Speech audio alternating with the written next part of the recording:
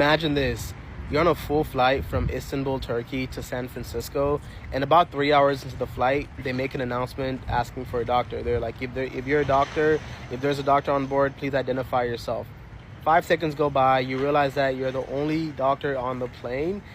You take off your seatbelt, you get up, you're excited, you're ready to, this is what you've been training for. And first thing the flight attendant says to you as he comes over, he's like, wait, are you a doctor? He looks at you kind of weird. You're like, yeah, I am. First, he asks again, you're sure you're a doctor? I'm like, yes, I am. Then he goes ahead and asks for like a medical ID. I'm like, I don't have a medical ID. I don't know what that is really. I can give you my NPI number. And then I pulled out my phone and showed him my work ID, which clearly says my name, says medical doctor on it, or MD, and then says like doctor in huge letters at the bottom. I see that he's pretty reluctant, but he takes me back to where the flight attendants kind of gather, and I meet his colleague, who also then questions me, are you a doctor? Well, what kind of doctor are you? And I'm explaining to her. Then finally I say, can we just go talk to the patient? What's happening? I go and talk to this 6-year-old boy and his mom, who the kid had been vomiting the whole flight, and I ask all the questions that I need to ask, and I determine that, this is not medically urgent, but I think that this child could benefit from an antiemetic, something to help him stop with the nausea and vomiting. Mind you, when I'm interviewing the patient or talking to the patient and his mom, the flight attendant is jumping in each time, like telling me, no, I don't, this is what's going on, like interjecting and telling me her own plan, telling me how to ask questions to this specific patient, and I am taken aback. I look back at her and I say, can I just talk to the patient, please? She lets me finish. Then after we're done, we do our chat. I do a physical exam, reassure the mom. We go to the back where we were initially, and I tell them, hey, this is what's happening. This is what I think is going on.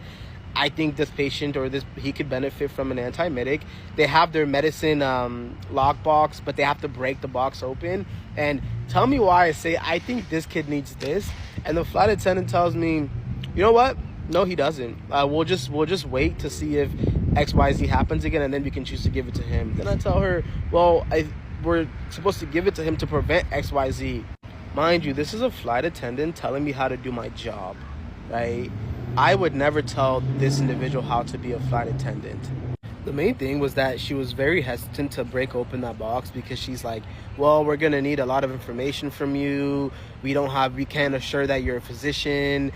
Even though, again, I showed you my ID on my phone that says I'm a doctor. I willingly gave you all my information. What else could you ask for me? Ultimately, I think a big reason why they didn't break into the thing, they didn't believe me.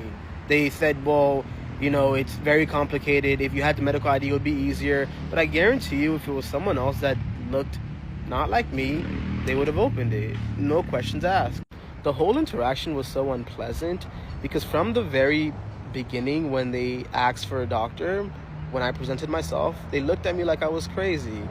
Then when I'm talking to the patient, the flight attendant is jumping into the conversation, telling me questions I should ask her, and telling me what she thinks is going on. If you knew what was going on, you guys should have just dealt with it. And then when I tell them my plan, this is what I think we should do for this patient, they tell me, no, we're gonna wait. But I tell you, I laugh a lot of this stuff off, because if I don't laugh, what else am I gonna do? Then on that same flight, another announcement goes out asking for a physician, for a doctor on board, and I'm like, there's no way. The second time I thought I was dreaming. Second patient, I go see them. Again, I determine that it's nothing urgent, but even from the jump again, different set of flight attendants on the same plane questioning me. Are you this? Are you that? And it's exhausting. It's exhausting having to defend my title. It's really exhausting.